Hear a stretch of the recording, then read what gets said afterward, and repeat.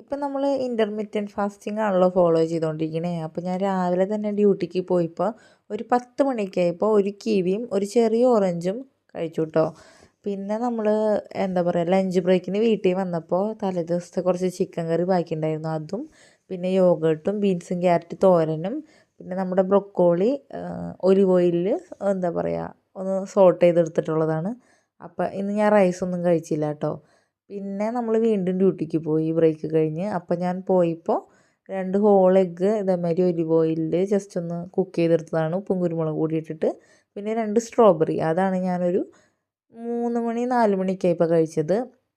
പിന്നെ intermediate fasting ആയതുകൊണ്ട് തന്നെ ഞാൻ 10 മണി ടു 6 മണി ആ ഒരു ടൈമിലാണ് നമ്മളുടെ ഫുഡൊക്കെ കഴിക്കുക. അപ്പം ഞാൻ കുറച്ച് നട്ട്സ്, പീനട്ട്, കാഷ്യൂല്ല, പിസ്ത, ആൽമണ്ട് അതൊക്കെ കൂടി എടുത്തത് ഒരു 6 മണിയായപ്പോൾ കഴിച്ച് ഇന്നത്തെ ഫുഡ് അടി തീർത്തു. പിന്നെ ഞാനിന്ന് ഇതേ ഒരു ഏകദേശം ഒരു 4600ഓളം സ്റ്റെപ്പും കവർ ചെയ്തിട്ടുണ്ട് കേട്ടോ.